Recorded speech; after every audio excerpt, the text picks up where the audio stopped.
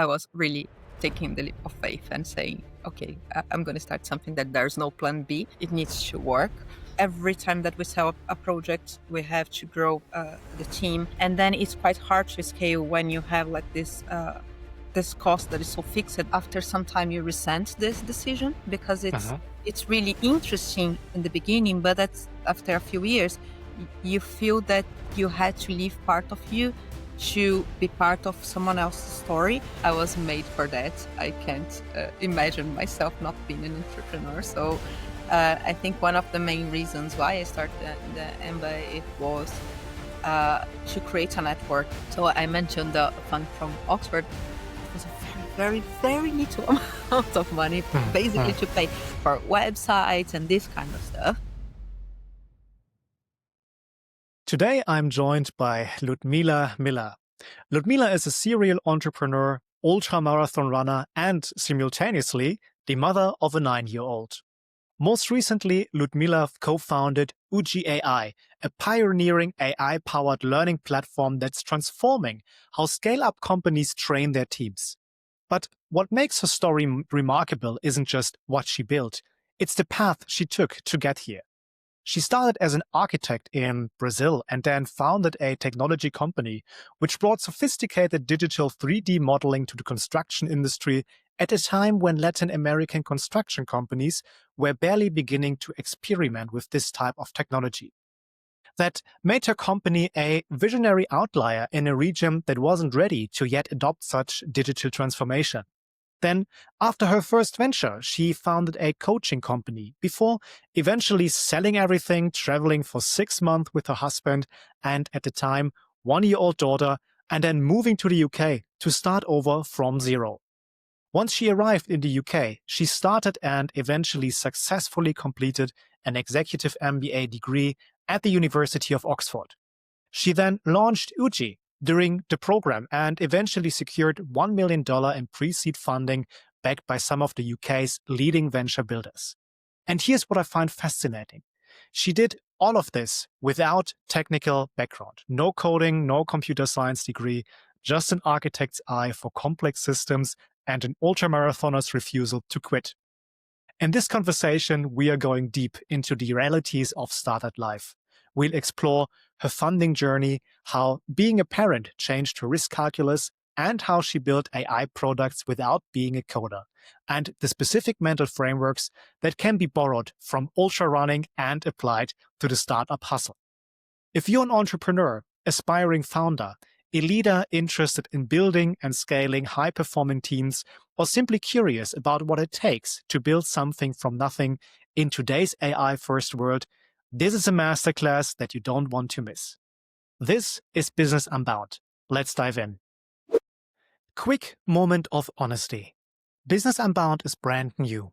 We are in the early days of something that I genuinely believe in, a show dedicated to real conversations with forward-thinking business leaders and inspiring individuals who are having a real impact on this world. And that's where you come in. I need your help. If you're watching this on YouTube, please like, comment, and subscribe to the channel. If you're on Apple Podcasts, Spotify, or any other podcast app, please follow the show and leave a rating. It sounds simple, but it shows that this content matters and it directly impacts how many ambitious professionals like you discover these conversations. When you're helping me, you're not just supporting a show. Here's what you're really doing. You're saying that quality business conversations deserve a platform. You're saying substance matters over hype, and you're saying this mission is worth building. So if this resonates with you, help me reach others like you. Subscribe, follow, share, whatever works for wherever you are. You're helping build something substantial from the ground up, and I genuinely appreciate it. So thank you. And now back to the show. Ludmila, welcome to Business Unbound. Thank you. Thank you very much for having me. And yeah, that's a pleasure. I'm great that you're here, Ludmila. And I read on your LinkedIn profile that you recently completed an ultramarathon. And I would say most people, including myself, can't imagine running for, nearly 7 hours straight. Can I ask you, what drew you to ultramarathons and what does this experience teach you about yourself that you couldn't learn any other way? Yeah, so that's I'm very proud of that. It was a very impressive milestones that I did last year. It was my longest one. I'm preparing for a big one next year too. But I have been running for probably the past 10, 15 years, but into long running about 5 years. And it's interesting that I like the idea of staying doing something for as long as possible. And I think this is something that just make you have this grit and really, really wanting to finish something. So this last year I did a couple of ultra marathons, and the longest one was one in the Alps, in the Austrian Alps, or 18 hours, 82K, 4,000 meters of elevation. So it was a very, very challenging one. Very, yeah, loads of rain, mud, and stuff. But yeah, I made it. I'm alive. 18 hours. 18 hours. Yeah, it was tough, really tough. So it's the conditions were really poor. There's quite a lot of mud, a lot of rain. It was freezing cold, and I think the elevation is what makes everything more challenging. So 4,000 meters elevation gain. So it's a lot. It certainly sounds like this, and it's not that you're just running ultra marathons in the Swiss Alps. You're also a parent. You're scaling an AI startup, and I think people generally like to ask founders about work-life balance. But I kind of suspect that you would find this phrase possibly entertaining. So, how do you actually think about how you manage your time? What are you doing, and energy management as well? Yeah, it's a funny one because people keep asking, how can you do it all at the same time? And I think you just create your own routines and your way of doing things. First, I'm always very transparent, especially with my team and everyone that is around me, like how it's my life, and don't try to pretend that okay, I'm fully here all day. Sometimes I'm doing calls and cooking dinner to my daughter at the same time. And I even joke like, we have to be sure that we are not dropping the plate, like literally, because I'm cooking and doing a call. So I think being honest about this, like, okay, guys, I have to go and do the school run. I'll be back in 30 minutes and then we pick up from here. I think this helps to take the pressure off of trying to pretend that this is not happening. And I know that this is something that uh, most moms struggle with, to share that they have an extra thing to do in life, not being only a professional. And I think this really helps. And also, we make mistakes all the time. Like everyone is allowed to drop something, and having people around you that are able to understand that and work as a team. I think this is what really makes me uh, being able to do it all. Like my co-founder, he's like really, really good in that. We share the heavy job of being founders together, and I think this really, really helps. And we'll talk about your company more in a second. But before we do this, let's go back to the beginning. You started as an architect in Brazil. I'm wondering, what was the moment or maybe the experience that first made you realize that you rather wanted to build a business, build something on your own instead of working for someone else? Mm. Cool. So I'm gonna talk a little bit of my career because it's quite generalist. Let's say that I did a lot of turns that led me where we are now. So it's interesting when you see this and uh, like when you look behind and say, oh, now I get why I do this now, because you know 15 years ago I was doing this, and this is what I learned that allows me to perform like this. So I did architecture as my degree for the university. In Brazil, we do university we choose our university quite young. So I'm not sure why I did architecture. My second choice was economy. And I still think that architecture was something very random at that point. But it really helped me with a few things. The first one, I worked in a construction company for many, many years before I started my first business. And I had the opportunity to see not only the construction sites, but also I was the PMO of this company. So I worked with project manager for quite a long time. And I developed my first system at that moment. So I built a system in Access at that point, like I wasn't tech at all, but I wanted to find a way of managing my workload that became something that started to manage the whole building site. And then I was invited to join the first Oracle implementation that I had the opportunity to be with. So I think my tech side came there, but coming from the whole project management perspective.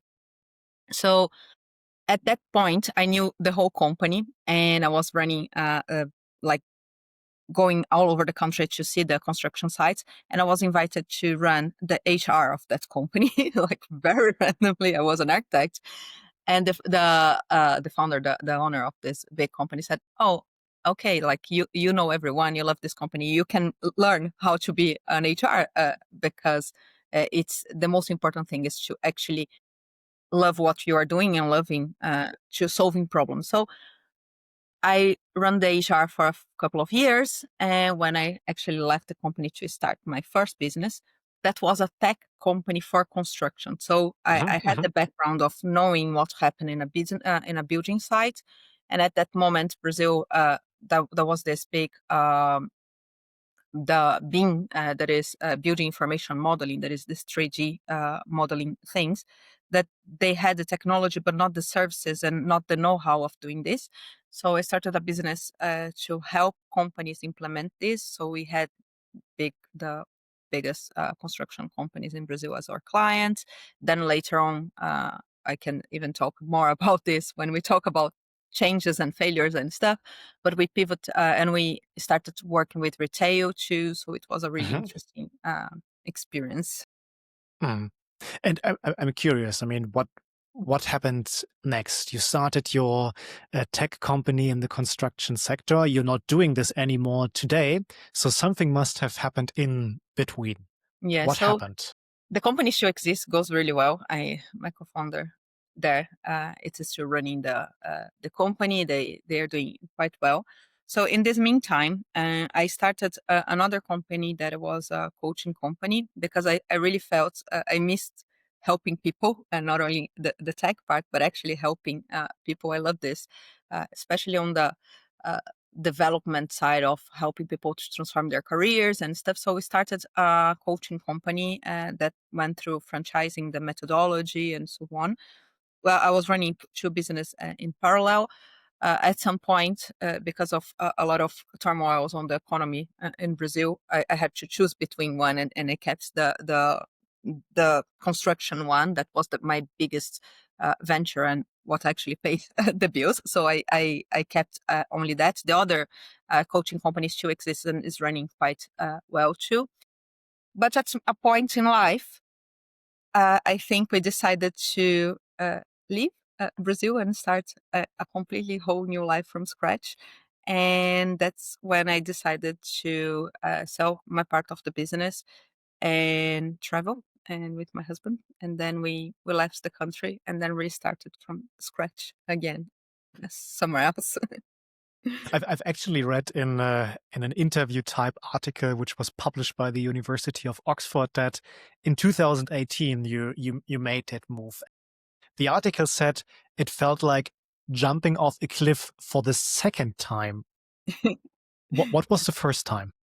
So the first time was to become an entrepreneur. So I was in this construction company. I started as an intern, then a trainee, and then I had a very solid career there, quite young.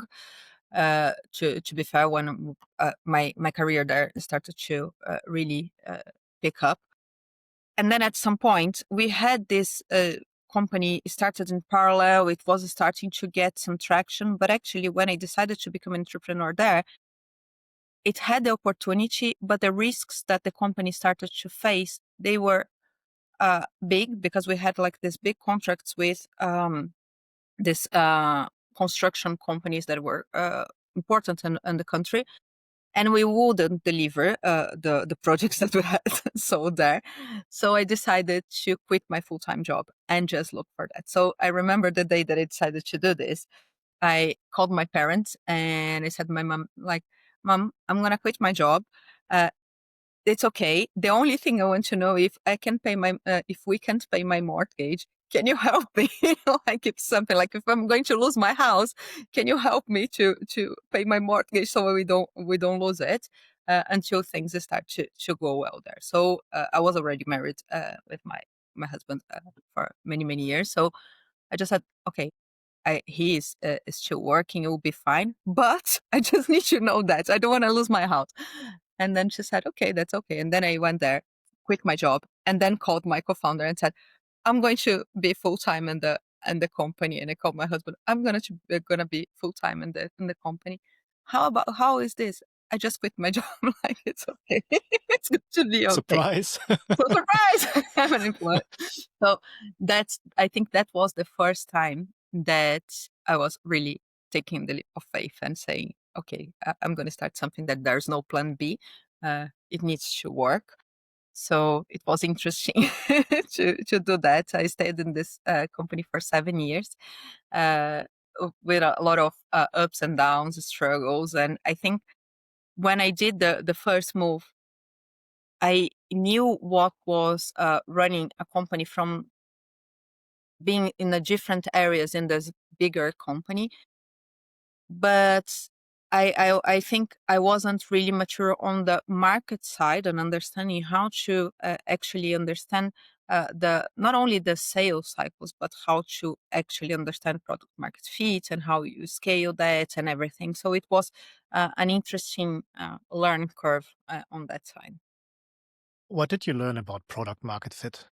So I think that company started a lot as a service-based company. Mhm. So every time that we sell a project, we have to grow the team, and then it's quite hard to scale when you have like this cost that is so fixed that when the project starts to we slow down, you still have this team that is there. So it's quite hard to allocate your resources on that.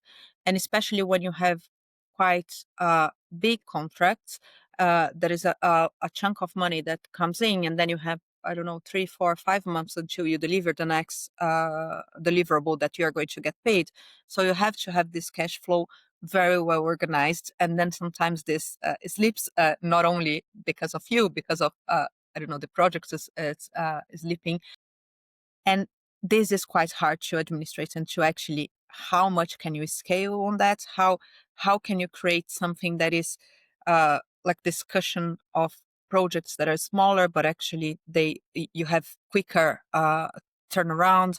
And I think that was, for me, a big experience in understanding that building a company is not only putting a lot of really good people together or having capital to do that, but you have to understand how the fluctuations of all of it happens and how to balance that with your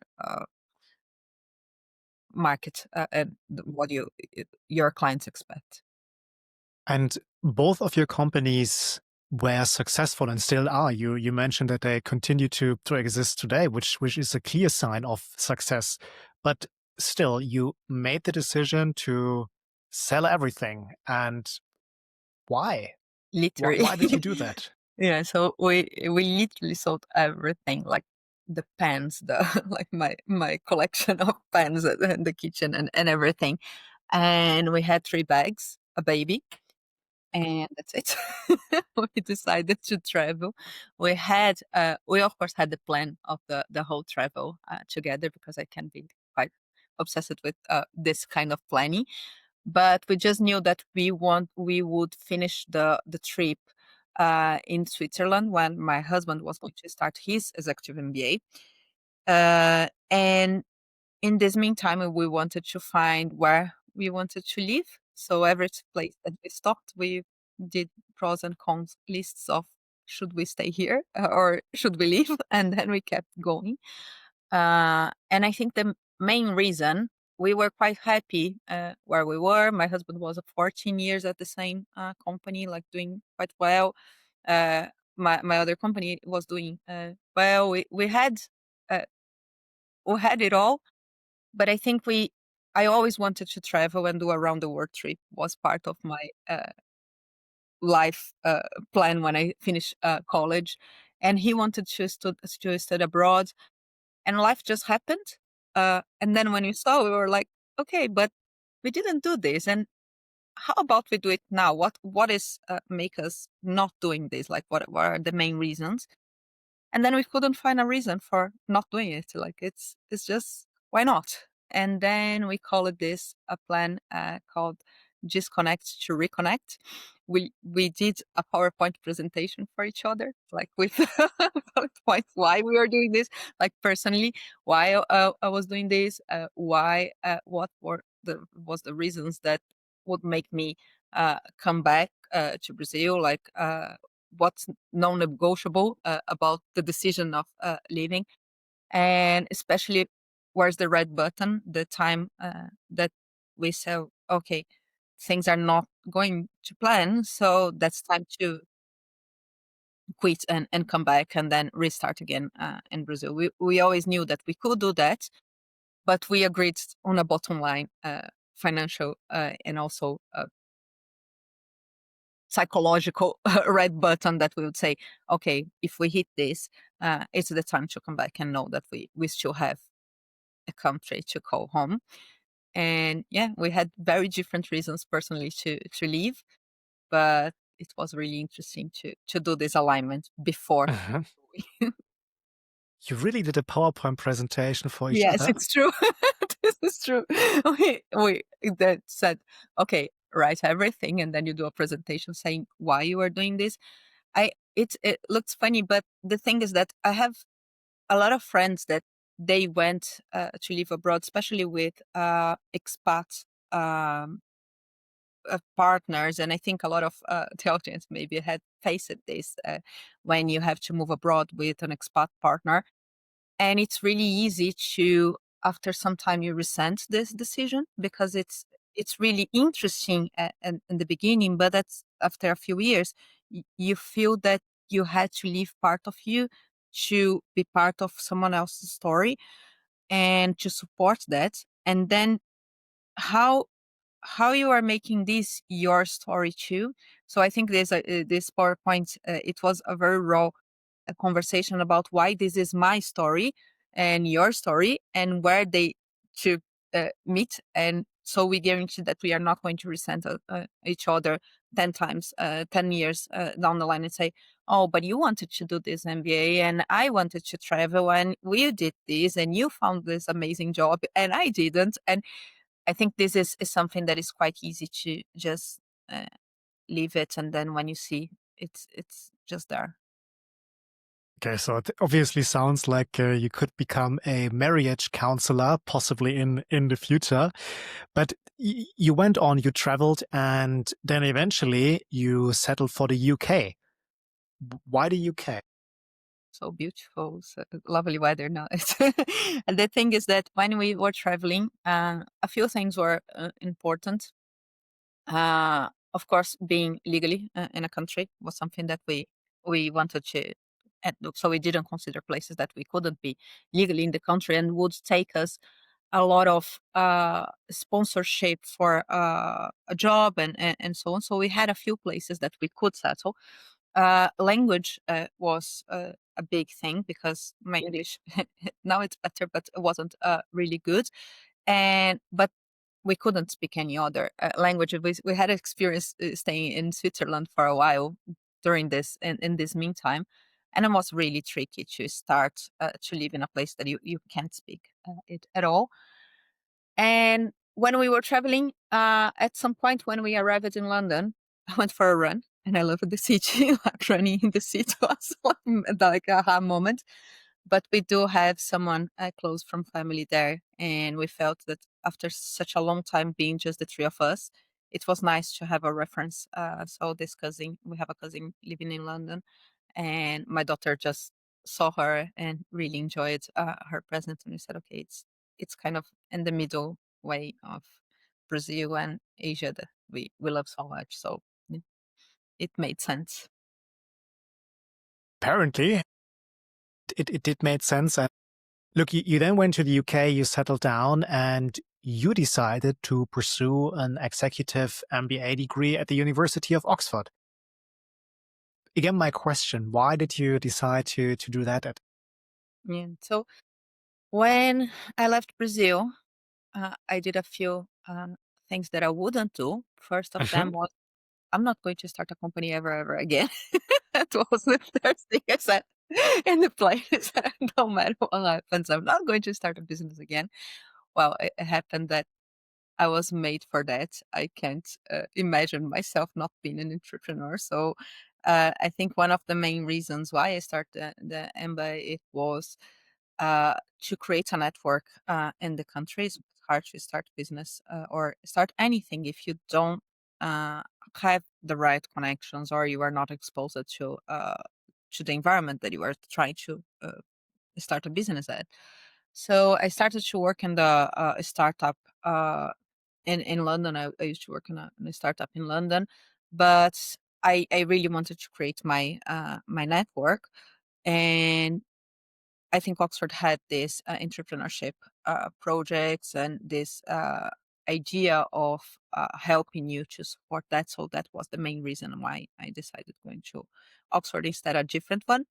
Fun fact, my husband was doing his executive MBA at the same time in a different school outside the UK. So it was a very interesting time of our lives, both of us doing the course with a baby in a different country.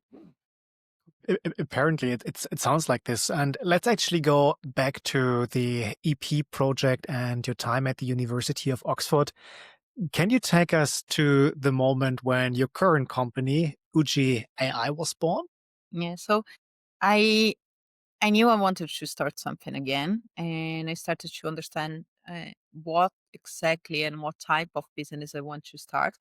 And as I mentioned, I had the experience to run service companies, so companies that grow kind of organically without external funding.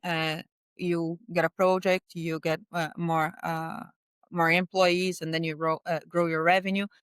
But I wanted to create something that was scalable, so mainly digital, with external funding, and run a different type of business. So that was one of the main ideas at the moment. So how can I create a digital thing?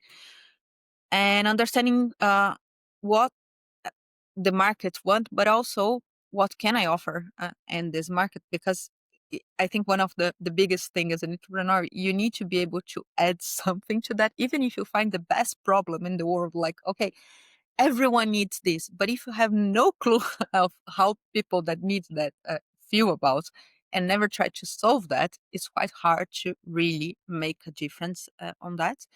So I started to find different alternatives and understand what I really liked. And during the course, we have this entrepreneurial project. We so you can pitch your ideas and stuff. But I decided not to pitch my idea and not to start a business at that moment during the EP for two main reasons. One, I knew that I wanted to pursue this after the university. So it's for me personally, it was more than a course experience. And when you start the EP with the team, not necessarily everyone will want to pursue that. So you can you can have a different timeline. So you have a full year to develop the course. Maybe that wasn't the time that I had in mind. So this was one of the reasons. But the second reason was I really want to learn with these people with things that they are really passionate about and they feel that they can add a lot. So I joined a team that was really, really good with different ideas, not necessarily to work for me and in my idea, but actually to work together and learn quite a lot. So we did our EP as a part of this. And at the same time, I joined my co-founder that he was doing a course in venture capital in Oxford too. He's friends of friends here in the UK. Now he's back in Brazil. But we were talking about starting something. I had an idea. He had a different one. We kind of match. And we applied for the incubator.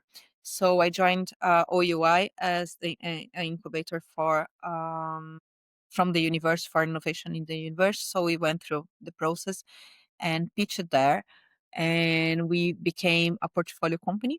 So they were our first shareholders. Like they invested a very small amount of capital for us to take the business out of the ground.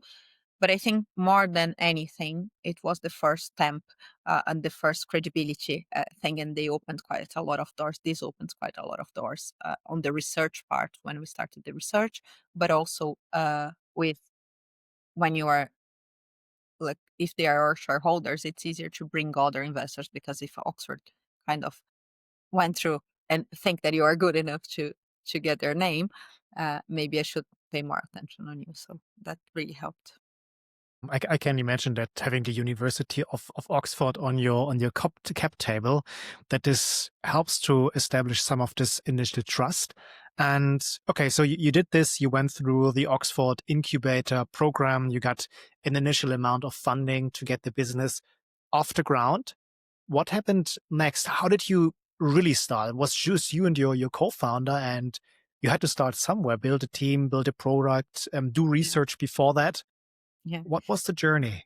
So it was 5 years ago. So we think that things happen really quickly. And it's interesting when you see something really taking off, you say, oh my God, they suddenly started. But actually, there's quite a lot of time that it goes unseen, uh, that you don't know exactly how long the founders worked on that until this become something that people can actually see and say, oh, this is actually going to work. So there's this, they call the valley of death.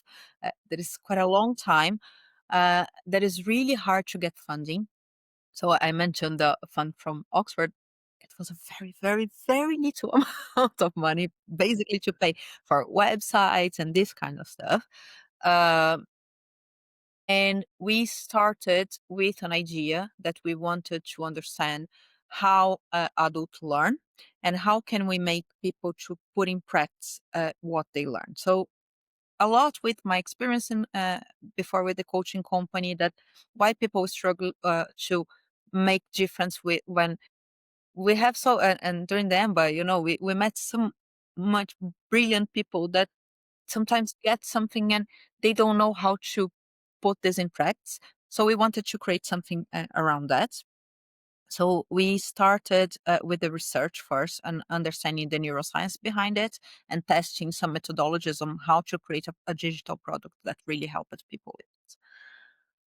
At that moment, we start doing some POCs and having a game designer because the product was very heavy on the gaming side of the platform, so all the gamification, but also we had a lot of serious games involved and so on.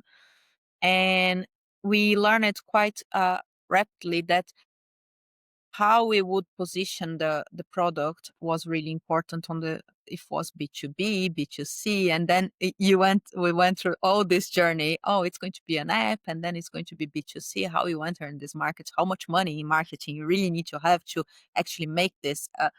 And then at some point we decided going B2B, and we start selling for the companies.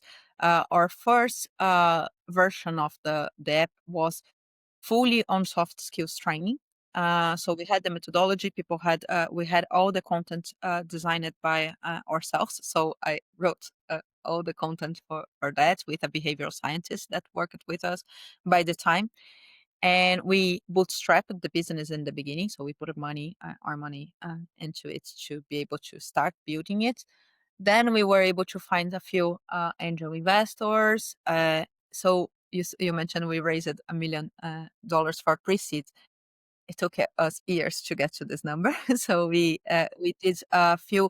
Uh, it's still all called pre-seed, but it was a long, long pre-seed. We never really raised a stunning amount of money and then start building something. And I think this helped us to spend less money in things that were useless than we would if we had all this money in the beginning. But we always raised it a little bit and then got to a point that people, oh, we have this. Can you invest a little bit more so we can move to this step? And then this is how we end up with this pre seed. So it was to be fair, I think three full raises, one bootstrap and a very small amount of angels. And we had our first round, pre-seed round, and then a bridge round that we did more recently. Mhm. Each of them, we had different milestones that we have reached and say, okay, to get to the next one, we need this amount of money. And so we went to market with this app, with the soft skills. It was working, and people were really engaged with, like the users were engaged with the methodology. Uh, but it's a tough market to get into training because there's quite a lot of generic things in the market. We always said that content is everywhere. The problem is how people actually put this in practice. And what happened is that the companies started to ask us, oh, people are actually using this more than they use other platforms that we have for learning. Can we add our own content there? So, for example, can we do our onboarding? Can we do a Mhm. training around sales? And we saw that there was a really huge opportunity. So we started building bespoke content there. Mhm. Of course, this took us ages to be able to build Mm. the content properly because it's quite it's actually the pain that they have to build content in scale is quite hard. So we started developing the first version of UJJI in 2023. uh, it was very early in the days with the whole Gen AI, so we were already using a lot of tech to try to make our job faster. Uh, and providing this to the customers, how to create bespoke learning and scale. And I think that's when things actually took a different turn, and we hit the nail in the head. Fun fact again, when I was in the construction company, uh, my trainee project was a wiki to help the building sites to document learned lessons learned in the building sites for the other projects to be able to share this knowledge. So it was a lot of shared knowledge. And if I say what OJ is today, is actually what was trying to build, I don't know, 15 years ago without the technology there. So I think the problem still exists since that day. So it basically means that your overnight success only took 5 years, right? Yeah, only. And now we are preparing ourselves for our seed round. So yeah, more to come. And let's maybe take one step back to the, I would say, first more material pre-seed funding round that you eventually secured very successfully. And I'm of the impression that many entrepreneurs have big challenges to actually get there, to leave this valley of death, as you called it. Um, how many investor conversations did you have to have before you successfully were able to close that round? More than you like. It takes. I think I always tell this to founders when they start raising money. It's a job that you don't imagine how hard it is, because it's not only time consuming, quite a lot time consuming because you had to do the meetings and presentations and preparations and try to get people to talk to you, go to events and stuff. So it's quite hard, time consuming, and you take your eye out of the business per se because this become quite another role in the company, but it's very draining. I found especially draining as a person because in the beginning, when we next time that we raise, there's quite a lot of the business to talk about. So you can share the traction, how much we're growing, the product, the tech behind it, the team. So you can talk a lot about other stuff that is not about yourself. And I felt really, really drained and really tested in this first round because it's a lot about you and almost nothing about the business because you have basically anything. You have an idea that is not tested, that is definitely going to change. Uh, so it's about I believe you are the right person for me to give money or I don't. You can have metrics, you can have a really good PowerPoint, but I think there's quite a lot of this personal touch that I found really hard, and I found especially hard doing this in a different country, in a different culture. So for me, the psychological aspect of the training process of being in the meetings with the investors in the beginning uh, was quite hard. So yeah, sometimes you don't acknowledge how insecure in a way you are when you are asking for money of someone else to, hey, please, help me because I'm going to do something that is really interesting. But on the other hand, it's the investor listens to this like all the time, and they have to have their own ways of selecting what is going to be the right or the wrong. So you have to be very resilient to not take this personally and not just give up. How did you build this resilience? Uh, I think I think when you decide to do this, you have to be very honest with yourself and know that you are really willing to take what it takes to build a business. It's not glamorous at all. I don't know. You see the We Work series, and you see you think that very soon you'll be in a jet, and then like these speeches, and everyone is going to love you. And there are some founders that are like that. I met a few of them that they are brilliant and they have this way of talking and stuff. But I don't think everyone is like that. And there's quite a lot of entrepreneurs that are not like so business people. They are just Mhm. really uh, hardworking and organized people that want to take something out of the ground.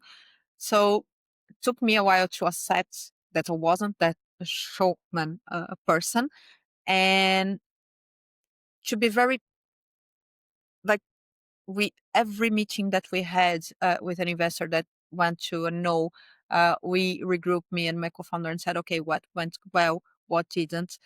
It's our fault. It's something that we did that was wrong, or it's something that is a different belief from what he's saying.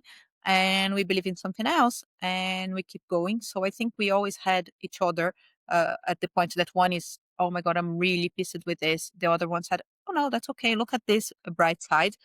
So having my co-founder and understanding that I didn't need to be someone different from who I am helped me through uh, this process and say, okay, at some point things will work, and it takes much longer than people realize, and that's okay.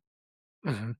There's something else that I wanted to ask you in this context. And research shows that female founders still receive a disproportionately small share of venture capital as compared to male founders. And I'm wondering if and to what extent you would say this is applicable to your situation, but were there specific challenges that you felt you faced since you are a female founder? Yeah, I always said that I was very lucky in my career somehow, that I grew in a very male dominant field, the construction, and I was very supported for every director or CEO for the company that I worked at. So I think I never felt diminished in my whole career, which is great.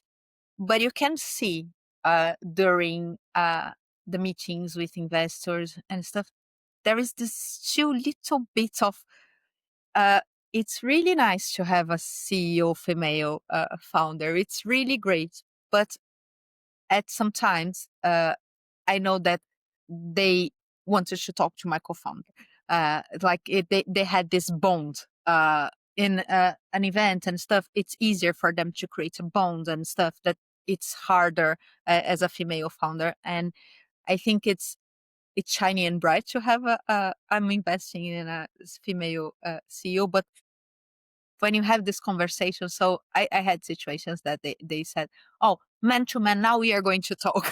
Like we had this meeting and so like, okay, that's okay. Like, so I still feel this, but I have something that maybe is very controversial to say, but was easier for me to raise money in regular funds than with female funds. So we have zero female funds, female led funds invested on us. We try quite a lot of them. And I don't know why, if the competition is different, if the expectations are different, if we weren't lucky enough. But I felt harder to deal with this female investment funds than with just funds that will talk about the business instead of this built shiny thing about being a female. It's a very interesting observation. Do you have any clue why this may be? Like even in hindsight? Yeah, I'm not sure if maybe. So I mentioned before. I think there is this outspoken way of you go to the funds and create like this huge network on the female investment side. Maybe that's this, and I I didn't put an effort enough to be there.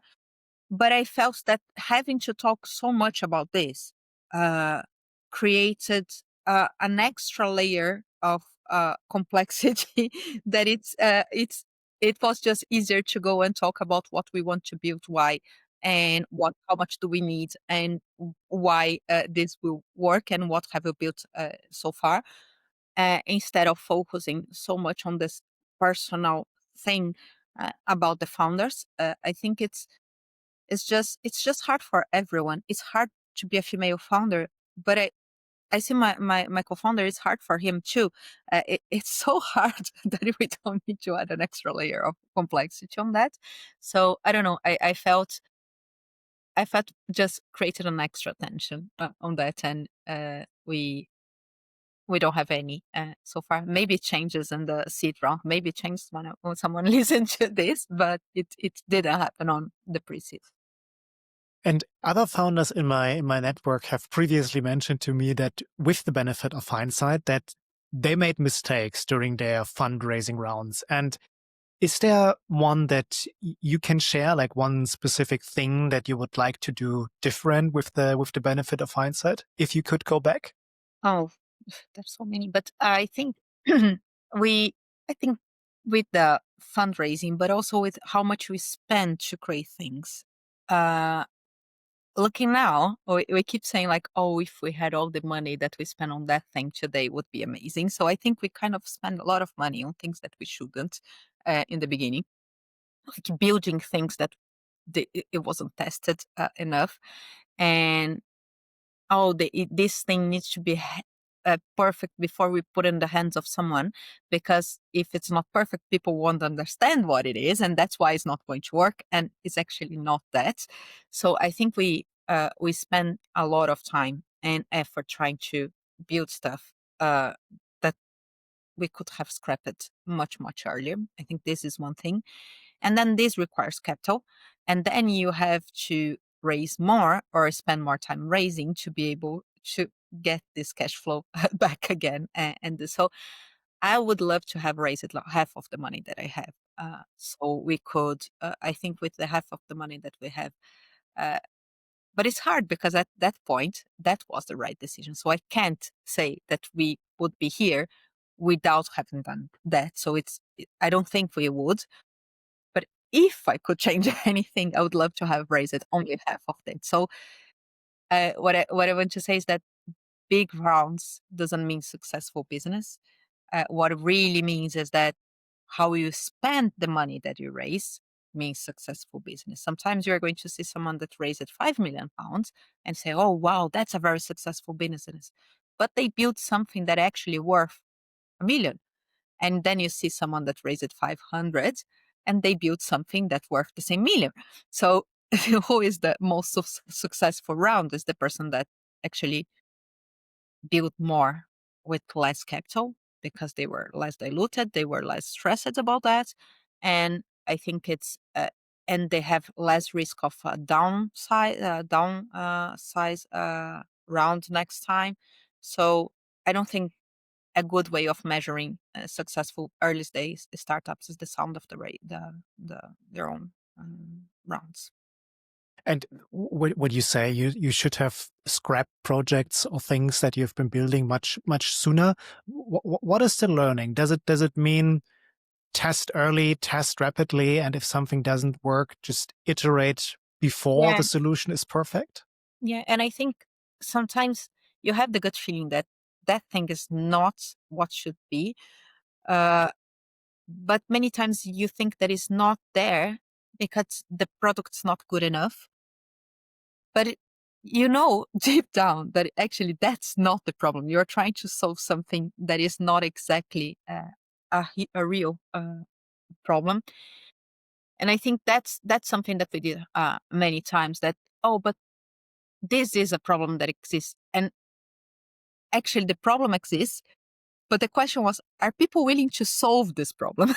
And that took us a longer time to analyze and say, actually, the problem exists, but people don't want to solve this problem. They want to complain about this problem. It's a different thing. Like when you give them a solution for that, they say, "Oh, that's great, but I don't want a solution." When you again with the relationship anecdote, when you had a horrible day and you get home and then you want to complain about something that's happened and someone comes with a solution and you say, "I don't want you to solve the problem. I just want to complain, have a glass of wine, and that's it. Like, I don't want a solution. Please don't help me to find a solution." I think at some point we push it quite hard on trying to build something and showing people that, "Oh, but this is amazing. Your employees are going to do this and that."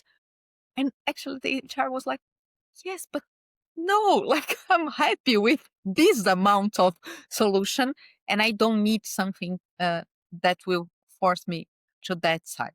So I think that's an example. Like sometimes the problem is there, but doesn't mean that needs a solution or that so many people are willing to pay to solve that. And if we speak more narrowly about your company and what you're building at the moment, there's something that I find quite fascinating about your story. Your company is at least a tech-enabled business, if not a technology company in itself. You're not a technical founder. Your background is in architecture, and yet you've built an AI-powered SaaS product. How did you compensate for, well, not bringing these technical skills from the outset? Really, really interesting. And I think that was the first questions on the fundraising. So I think that's a big thing. If you are building a company, a tech company, and then you have two co-founders and none of them are technical, how do we raise money without a technical co-founder? I think that is really hard to raise money without a technical co-founder. I understand why. The more we work on that, the more I know why this is a thing, because it's quite expensive to build something when you are not a technical co-founder. So I think it's less about you don't know, and it's more about how much is going to cost for you to have someone that does it, and how many people we will have to be able to do this. And it's an extra cost that if you have a technical co-founder, you don't have it. So I think you need at least to be very tech savvy. And this is something that I know that I am. I was able to build some things in the past. I don't know fully how to code, but I can play around with some coding and some. I don't know now. I did my first script in Python recently, so I'm really, really proud of that. But I'm not a technical co-founder per se. And being able to be tech savvy and trying to play around with different technologies that already exist, I think that was the biggest thing that we were able to do, and the business really took off. It was because I was able to get different. Today, you have so many low code, no code solutions that you can try to build something that is a prototype and test it before you fully code something that I think probably 10 years ago it was very different. Like you didn't have all these solutions available. So if you are a founder that is not technical, you at least need to be very tech savvy and willing to learn this thing. So I watched, I don't know how many hours of YouTube things trying to understand how this thing work, and I did something really, really scrappy, and then I was able to talk to the technical team and say, like, this is what I'm trying to build, something that execute this. Because the problem with the technical team is that usually they know how to build, but they don't know why you are building that and what to prioritize and what the client wants. So I think this whole project management tech savvy things really help it to be in the middle of both worlds. But then we raised it. So we had our first money that we raised. We used to hire a really good company in Poland. That they were our first tech team. So we hired them as an outsourced company that built our first product. Uh, we hired them. They not as a full product. We hired them time and material. So I kind of managed the team with their CTO. So they knew technically what they were doing, but we had daily calls and stuff without outsourcing the whole project. And I think this really helps because we were in charge of making the decisions and knowing what they were building. At some point, when we raised it again, we had a venture builder that was a technical company, which was really interesting because they invested the money that we spent with their own team.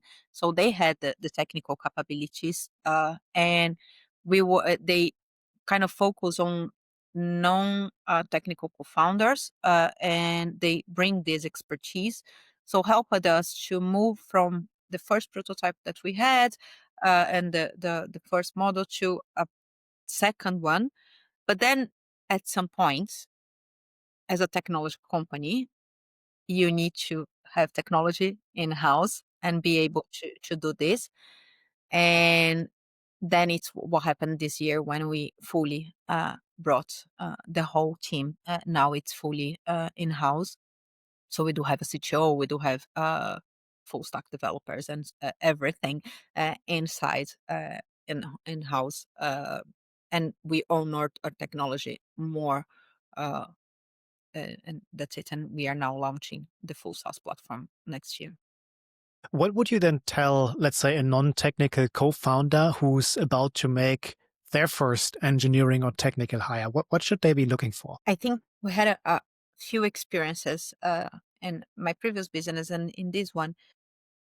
I hire quite fast, but I fire quite fast too. I think that's my. I don't believe in very long processes for hiring that you have to do loads of things and interviews and tests and stuff.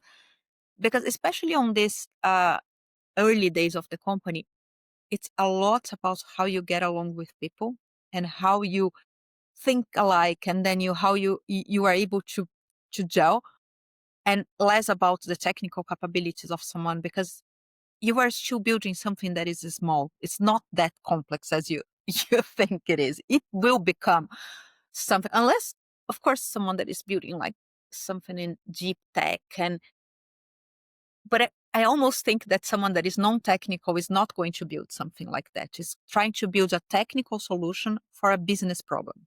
It's more likely that someone is trying to build that and not the new microchip that because it's quite unusual that someone that doesn't have the technical knowledge for that is going to start a business on that field, right? Without a technical person. So if you are trying to build a business, a technical tech company to solve a business problem, you kind of know the problem and you are able to discuss with this person the technical sides of what you are trying to build. You need someone that you really can talk and that you really can understand. If the person is so technical on the other side that you don't know what this person is talking, doesn't mean that it's because they know what they are doing, because maybe they know, but you are not going to speak the same language and you are not going to build something together. So you need to find someone that understands you and then you understand the person. And then you are going to find together the best technology to build and start with something that the technology is hardly going to be something so difficult that you need someone that has a very specific type of experience, I think. So uh, that's my thing. We when we found the team, the technical team that it's fully with us and excited about what they're building, trying to join client meetings and said, Oh, the guy said that. Look what I just did. I did this filter because this is going to solve the CS team. Look, now you are all asking me to delete this thing. I just put a button here that you are going to be able to delete this thing. I think these little things are more important than someone that has all the certifications possible and the master degree on something very technical. Hmm. And over time, your company evolved from what I would say a no code to an AI powered sort of like platform. And given all that you've said, that it can be very, very difficult to find someone with non-technical jargon who can explain it in business terms and to whom you can just talk. How did you manage this transition, especially towards AI powered and embedding AI, keeping in mind that AI has its own complexities? How did you Yeah. manage that? So I think, again, being curious about that. And I think one thing that what is not glamorous about being a founder is that a founder is not a manager. A founder is not a director. A founder is not a VP. A founder is not a CEO. All of those things, especially for people that come from a bigger organization and say, I'm going to be the CEO of my own company.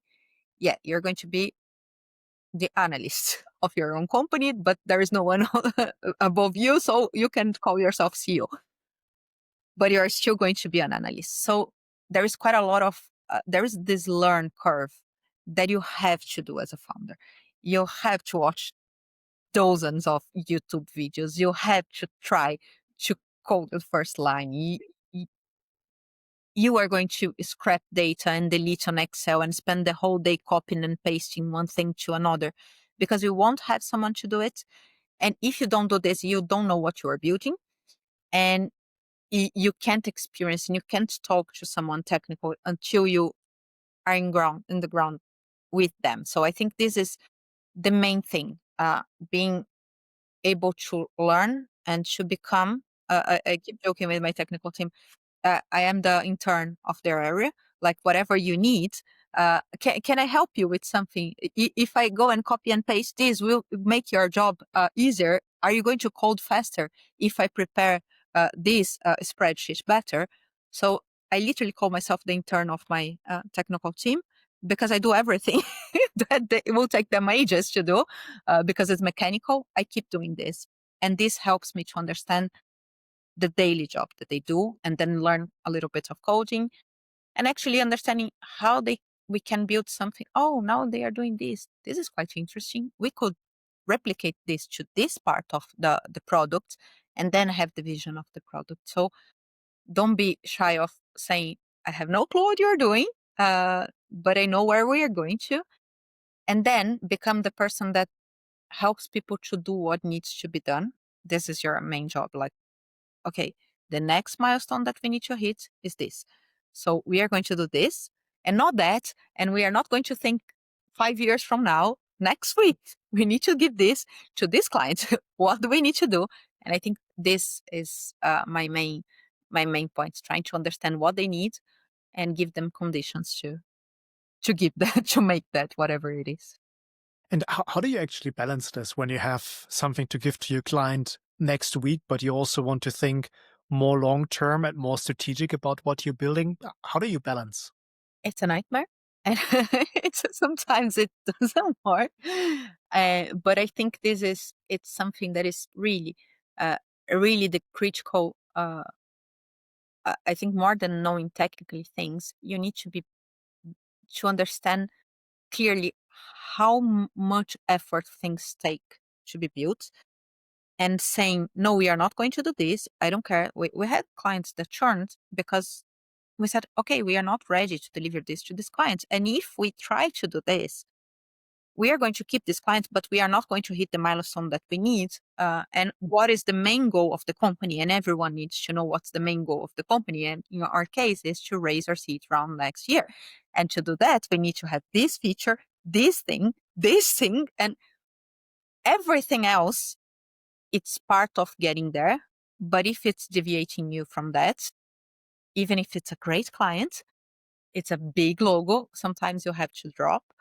But this is where me and my co-founder, we kind of balance each other because we call him takes care of Fuji from the door outside, and I take care of Fuji from the door inside. This is how we divide our roles since day one. So he comes with the client's needs, and I say like, we can't do this, and then we keep arguing until the time that we find a middle ground solution that usually means trying to find something that I can do or the CS team can do manually with low tech for that client until we prove that that's something that actually we could give to the other clients. And then we bring this to the technical team for them to develop. That's an interesting approach, and let's actually use this as a segue into the use of AI. And there's lots of confusion about AI in general, I would say, but also AI is being used very practically in many tech-enabled companies already. Can you walk us through a little bit about the role that AI plays for your company, how you use it, and where you see the direction? Perfect. Yeah. So I think so when Uji started was called just Uji, then became UJI. When we start creating this whole how to create bespoke and scale, and I think it's impossible without the use of something that automates that. Uh, but I think there's a lot of confusion around what AI is actually good at and what AI is not good at. And I think what Uji is really different from other platforms, and we see this, we hear this from our clients, is that we truly believe that the knowledge is inside of people's heads and inside of the company. So we the know-how and the ways of working of a specific company, it's what makes that company that company. So there is no LLM or there's no AI in the world that is going to make your company works better than your own team and your own story. So what Woody does is actually extract this knowledge from the company that is all over, or sometimes inside of people's minds. So they just talk to our Elise, that is our agent, and from that, she does what she's better, that is transforming this in a knowledge that can be shared quickly and in a way that people really consumes that knowledge. So this is how Uji works and how our agents were built and how our architecture internally were built to process knowledge that is not hers. It's not Uji's. It's actually from the company. There are AIs that create things. So, for example, if you go on ChatGPT and then you say, like, can you please create a list of whatever, it's going to bring knowledge that is generic for you. This is where we need to be careful when training our teams to be critical enough to find the gaps there. Because if there is one thing there that is not true, and then you keep replicating that, this can become a untruth that everyone is working with. So what we do quite a lot at OJ, we help people to use AI, not only our own platform, but use AI to create other stuff. But we are trying to critically teach them how to use those tools. So, for example, there is one that it's quite, I think you can see online many times people saying, after you do a prompt, you ask again, okay, now contradict yourself and tell me why this is all wrong. Because then usually it comes up, oh, yes, I forgot to mention this, and this. So this is quite useful to do. So I think there is two important things. One thing is to build a company based on AI that you have to understand the architecture for creating a platform that is scalable and so on. And we can dive in more on the technicalities of what is an AI if you want. But also there is using AI as a tool to automate jobs or make Mhm. people more productive. And I think helping people to think what they are doing and how they can be more productive. This is also a learning curve. And not everyone is tech savvy enough, even if they are really senior or even if they are super bright, sometimes they don't have this mindset and say, oh, wow, of course I can use this or that. So you have to empower them and train them to do this. And concretely speaking, what are some of the AI tools that you use in your own company? Oh, we use many. We are now part of the Google. innovation. We become one of the companies selected by Google, so we are part of their program, which is pretty cool because we have access to loads of innovation from them. So we use quite a lot of Gemini and everything on our daily work. We use I like make.com. That is one of the low code, no code. They have their own agents and stuff that helps you to create stuff. Uh, I use a lot of Klein. That is the agent for VPS codes that helps you with vibe coding and stuff. So this is also that something that we use quite a lot. That is vibe coding. That is helping our team, our technical team, to become more productive. Mhm. And when we think a little bit further, I think the general discussion is around tech companies are trying to build an artificial general intelligence or a super intelligence. Where do you see the future of AI in the, well, foreseeable future at least?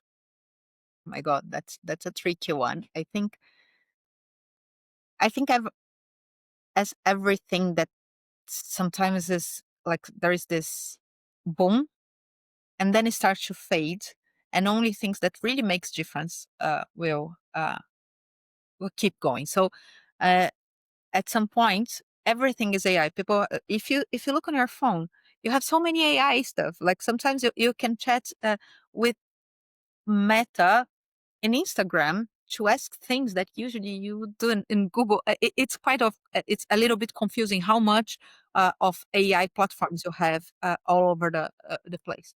I think a lot of them are going to fade.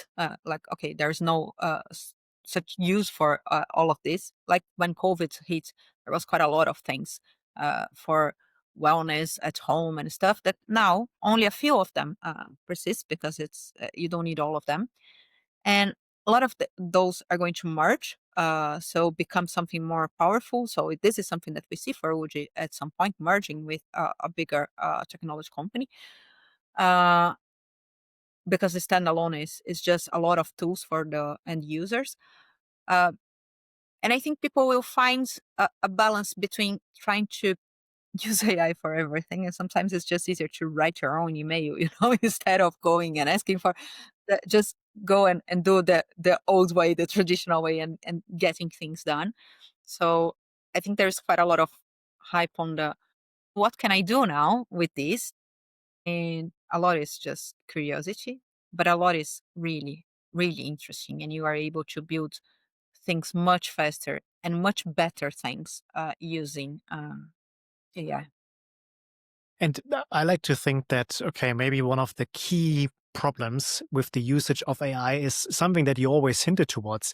You have to get what you want out of your head into the machine somehow. And there is an interface, right? The man machine interface or human machine interface. And from what I know, there's no solution for this yet. It's also a problem, a challenge that you have in your business, like getting the collective knowledge of the organization into your AI platform to allow for good training to be developed. What's your secret sauce? How you make this process knowledge from the minds of the organization into the AI as smooth as possible? Yeah, so I think that is exactly why we are different from what we see as other AI assistants for training, because the majority of them you send some content and then it helps you to organize that content, and then it's I keep saying, remember a long time ago when you have the clip from Microsoft or like the wizard, that you had this tutorials like next, next, next, conclude, and then you had like a template for your doc or for your spreadsheet. If we think about AI in that sense, like, oh, I send you something and then the AI keep using and bring you something, it's just having an assistant. What we built is the other way around. So it's something that helps you to structure your thoughts. So you can either start with something, with a document or something, or you can just start with a conversation with AI that keeps asking you questions and help you to organize more or less like what we are doing here, that you are helping me to structure the story and tell the story that is actually in my mind. And this becomes the insights for the training that the AI will do basically by itself. So at the point that Liz understands that she has enough content, she says, okay, that's great. Now I understand what you are trying to build. Let me bring you a few strategies on how to share this. And then she brings the strategy and the videos and everything and in the methodology that we created. But sometimes what we do is we had a company that they send every time that they had like these reps that went to supermarkets and stuff to sell products all over the country. And every time that one started, they send the training, the PowerPoints and stuff, but always with a new WhatsApp message saying, oh, don't forget to say this and that, and this is important, or we got all these WhatsApp messages, and then we used that WhatsApp messages to become the basis of the training. So sometimes we just put everyone on a call and say, okay, just talk, and then that's what we are going to use as insight for Uji. So that's the main thing, like trying to use what people already do on their lives instead of adding an extra layer of AI on Can that. I ask you a provoking question? Sure. What's the difference with Copilot? I mean, imagine you're an organization. You have Copilot. Copilot has access to your Microsoft Teams transcripts, to all your files in the organization. Can I just use Copilot to create Perfect company question. learning courses?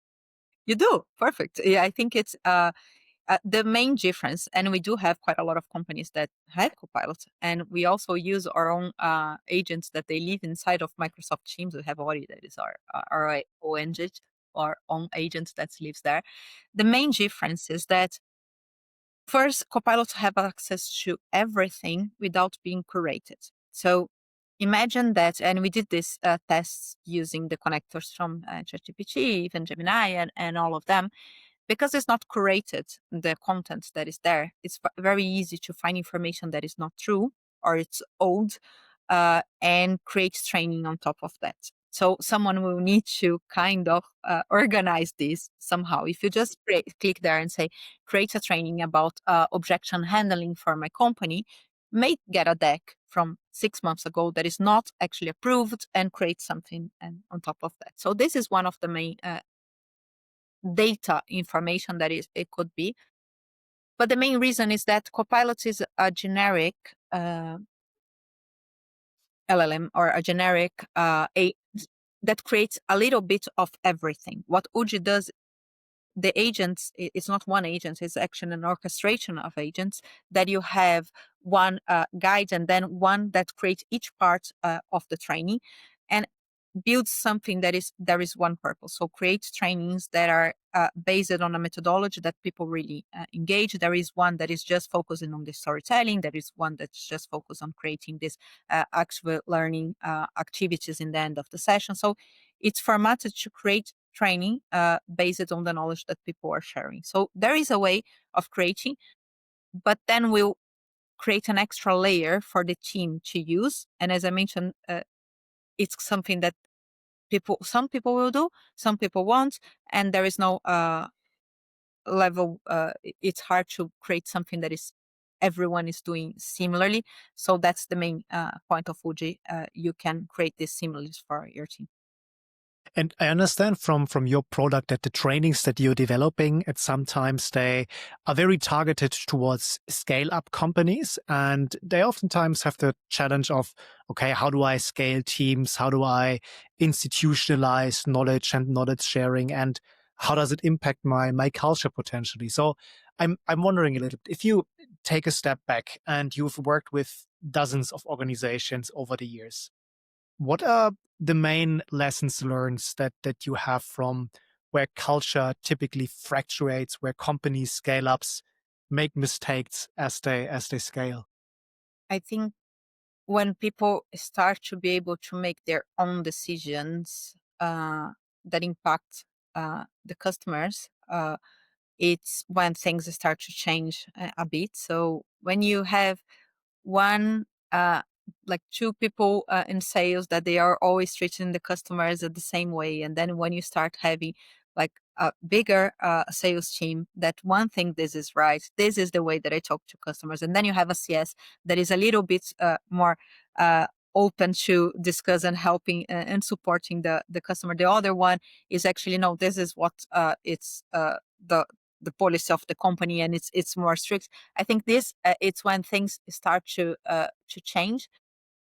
And also I think when you get so big that people don't don't feel like part of something that they are building, they are more uh they love what specifically what they do. So I love coding, and I'm coding here, and I am building this product, but it's more towards yourself than the whole organization. I think it's a different culture shift. It's not right or wrong. I think all the companies go through these stages, and I think even people that work really well on a company that has 20, 25 people, maybe will struggle in a company that has 100, 150 people, because the environment is quite different. So I think it's natural that you kind of change, and the culture change with this. So I think it's a natural steps on a company. That's really, really interesting. And look, there are a few, I would say, personal reflections that I would also want to talk with you about. So let's try to connect the dots between building companies and, for example, running ultra marathons in your case. And when you're at mile 25 of a race, or I don't know, 12 hours into your 18-hour Alpine ultra marathon, when everything hurts, do you have some specific mental frameworks that keep you moving forward, which may also be applicable to the startup life? Yes, I think the first one is uh, I'm gonna finish this, doesn't matter what. Like I won't win. It's not. I think, and this is the nice thing I like about ultra running, especially trails, because they are less about the performance on time frames and stuff. It's more about the grit to. I started this, and no matter what, I'm gonna finish this. And you have like the time cuts, and you need to be there by the time that the cuts looks like cash flow. So I need to get to that point by the time that the cut it's there, and then I can keep going. So you are always focusing on the next mile. You cannot I keep saying that you cannot run the I don't know 15 hours that you are going to be there if you don't run the first one. So you just keep going and keep going and finding what okay in I keep thinking things like, okay, 2 more K, and then I will readjust my mental. I will reassess how I'm feeling, and then I see how it's going to be the next 2K, and then I keep going with this mindset. Like it's okay. Don't think about the whole 18 hours, because it can be overwhelming. And just put in your mind that that's okay. Like things are going to be hard, but you are not going to give up. That's fine. Like it's okay. Just keep going. Uh, Giving up is not an option. It's just not an option at all. So I think this makes you know that you are going to finish, and that's okay. It's going to be hard, but everything is hard, right? You can choose whatever the hard that you want. So yeah. And what you explain makes me think of a proverb that I heard like many years ago, like when someone asks, how do you eat a metaphorical elephant? And the answer is one bite at a time. So you break down a big problem in very simple, easy, digestible steps. And it seems in ultra running, it's the same. You don't focus on the entire race. You focus on, okay, next 2 kilometers, for example, right? And then there is an end goal after the 2 kilometers, and you make it very, very easy and specific and digestible for the mind. Yeah. And I think it's much less on the uh, physical aspect. So everything hurts. Before I don't even remember if it hurts, because there is so many things going on, and it's so it's a bustle with your mind most of the time, because you just think, why, that's so stupid. Like what I'm doing, this, like going all the way from a mountain to another mountain. I'm not even trying to escape from anything. Like why I'm here. So I think it's more on that side that you just mentally thinking, okay, but I'm here and I'm gonna finish. That's okay. Uh, it's less about the pain, because at some point hurts, but you don't even feel anymore. It's just there. Did you ever think about giving up when you were racing? Sometimes you think about why are I doing this, but giving up. I had one experience that it was my first half marathon trail.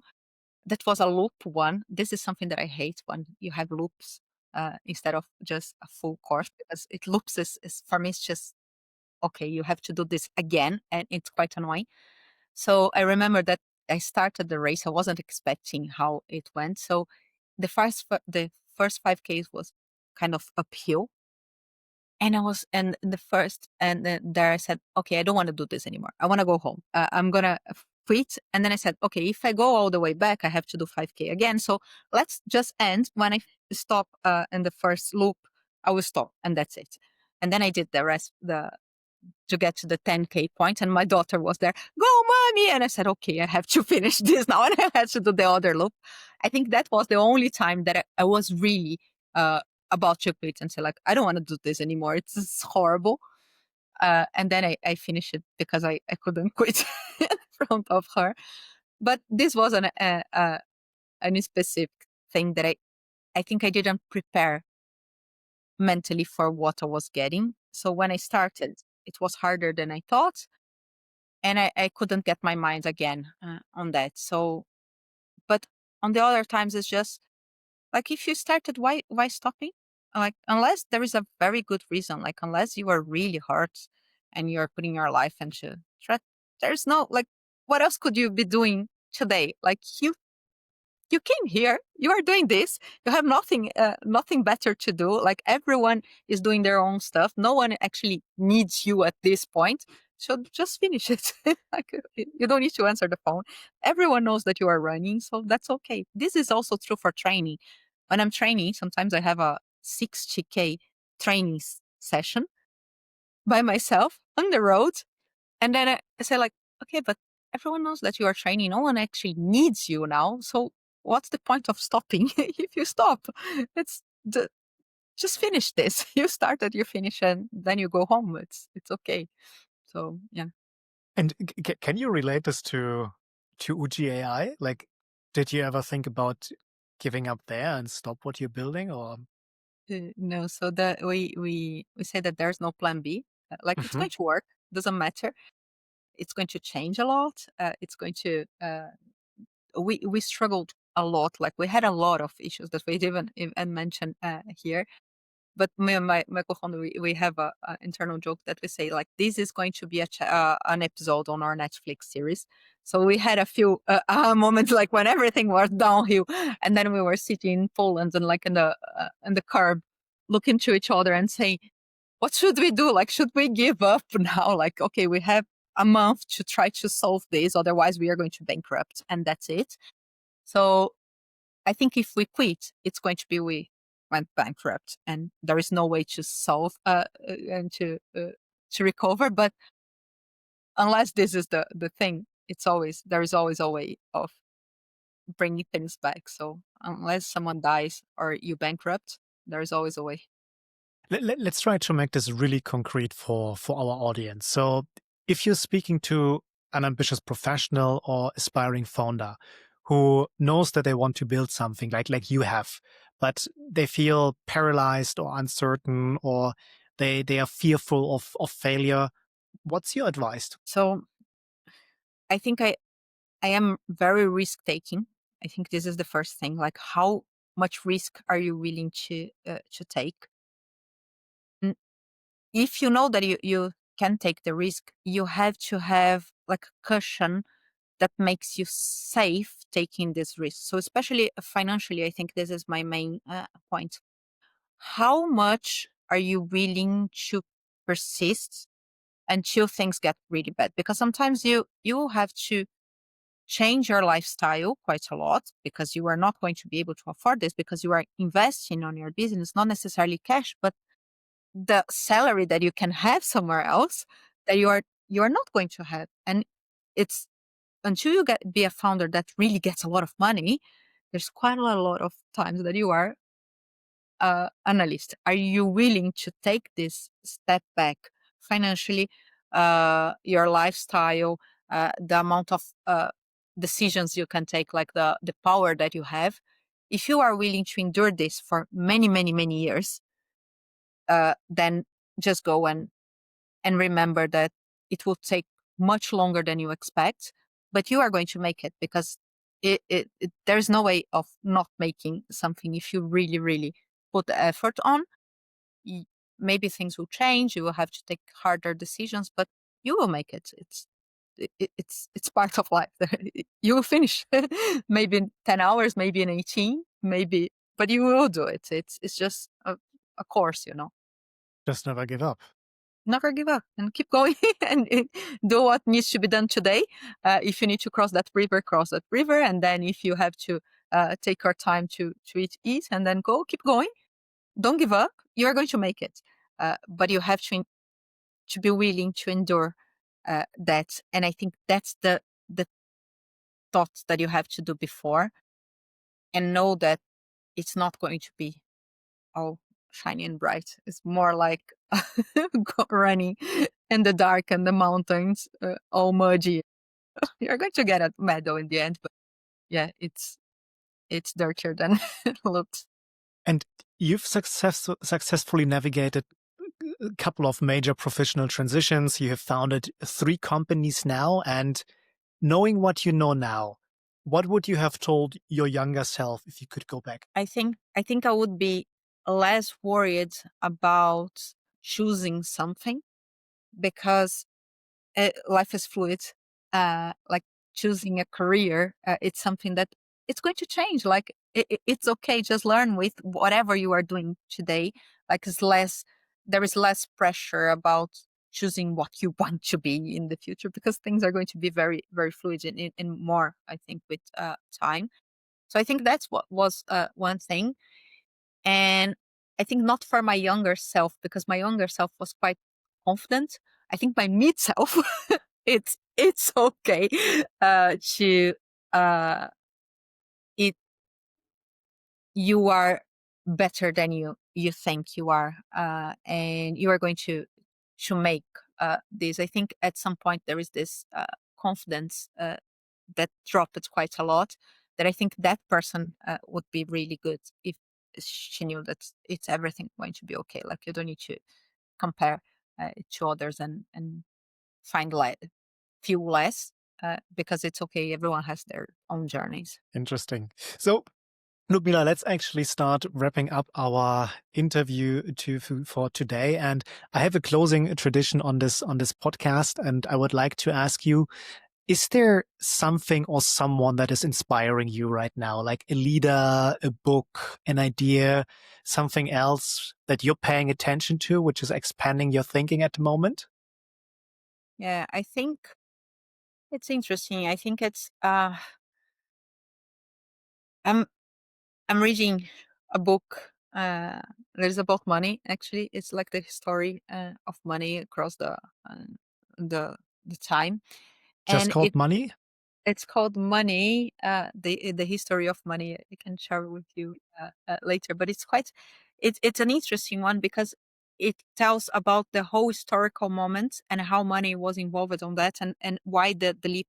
It's a very different approach for that. Not and they talk a lot about this collective intelligence, how people bring this collective intelligence to build things, and this is what really matters. So I think that's something I'm seeing happening with the companies that we are working with, but also with the company that I have. I think we changed it. We moved steps recently, when we were just a very small company, to today that we have 11 people, and how this is less about me and more about the collective of this, and how the fundraisings happen. So I think I'm finding a lot of parallels around that. So I think this book is what came to my mind now. But yeah, I think that's it. And maybe something else. Imagine that you could go for dinner with anyone in the world, any individual, any leader. Who would it be for you? Like, who would you want to have dinner with and have a conversation? That's a tricky one. Yeah, I think I always mention this person because it's someone that was really important. You said that you read my interview many years ago. I had a CEO that it was the founder of this company, this construction company, uh, and his business partner. And I think they believed quite a lot in me back in the days. And I think everything that the way that I run the business, and this thing that they always said, there's no right way of doing wrong things. I think that's stuck with me like a lot. This is the first thing we have, like there's no right ways. Uh, and I think having dinner or lunch with them would be very, it will be nice to share what happened like 20 years later, and actually giving saying thank you again. I think that's the gratitude of like recognizing people that supported you in the journey. I think that's what I would do. And yeah, I think it's a very humble, but it's it's that There's no right way of doing things wrong. That's really that's doing powerful. wrong things. Yeah, doing wrong things. Sometimes you just like if it's wrong, it's wrong. Like there's no. You can tell the story the way that it is. You can say like, no, but this happened. No, there's no right way of. If you did something wrong, it's wrong. Say I'm sorry, fix things, and that's it. Like you can't hurt people or do something that it's not the right way of closing things. So yeah. And if our listeners remember just one thing from our conversation, one insight, one way of thinking differently, or one action that they should take, what would you want that to be? I think it's the whole never give up things. I think it's anything is possible to be done if you put your mind on that, and just keep going. Don't compare yourself to whoever is it's faster or it's just that's like sometimes they are just on a different journey than yours. They are doing a different sport or race or whatever.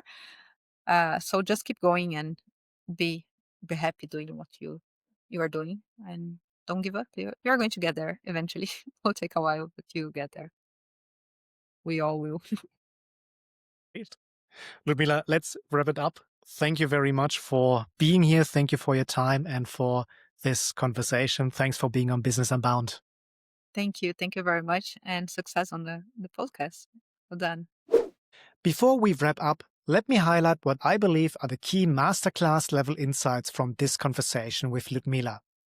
What strikes me most about Ludmila's approach to entrepreneurship is that the ultramarathon mindset is not just a metaphor for her. It's literally how she builds companies. She does not stare at the finish line. She focuses on the next 2 kilometers. And that is exactly what she tells founders who are paralyzed by the enormity of raising $1 million or building an AI platform from scratch. Just do the work that is in front of you. Break it down, keep moving forward. The second thing that really landed for me is her perspective on being a non-technical founder, building a tech company. She did not need to be a programmer to build 𝐻𝐥𝐥. What she did was become genuinely curious. She watched YouTube videos. She became what she calls the intern of her technical team. She did not hire for pure technical credentials. She hired for alignment and communication. And that matters more than people realize. And then there's also the brutal honesty about fundraising. Ludmila says that she wished she had known more, that she wished she had raised half of the money that she actually did. That sounds a little bit counterintuitive, but it makes sense because how you spend capital matters infinitively more than how much you raise. The founders who waste large rounds on untested features are not more successful than founders who raised less and iterated relentlessly. And that is just the math of building a valuable business. What really struck me about her product insights is this. The real power of AI is not generating generic content. AI can do that already. The power is extracting and structuring the knowledge that already lives inside your company. It is turning tribal knowledge into systems and processes. That is where the real value sits. And then finally, there's the theme of resilience. Ludmila does not present resilience as some innate quality she was born with. She presents it as a decision she made early on that giving up is simply not an option. But she does not take that lightly. She says, you need a financial cushion. You need a partner, a co-founder who believes in the mission just as much as you do. You need to accept upfront that this will be harder, longer, and messier than you could have imagined. Once you have accepted all of that, she says everything else becomes easier. So if you take one thing from this conversation, take this one. Do not give up. Keep going. Do what needs to be done today, and eventually you will get there. Now, a few final words. If this conversation resonated with you, whether you're building something from scratch, whether you're navigating the realities of fundraising, or whether you're curious about how non-technical founders can build AI companies, or if you're simply looking for honest insights about what it actually takes to succeed as an entrepreneur or person in business, please don't forget to subscribe, like, comment, and share. You can also head over to businessunbound.co. That's where you'll find links to everything we discussed today, including ways to connect with Ludmila directly. And while you're visiting our website, I'd like to encourage you to subscribe to our newsletter to get notified the moment new episodes air. You'll be the first to know when we are dropping conversations with the next wave of forward-thinking leaders who are building companies, scaling teams, and challenging conventional wisdom about what it takes to succeed. Thanks for listening. This was Business Unbound for today, and until next time.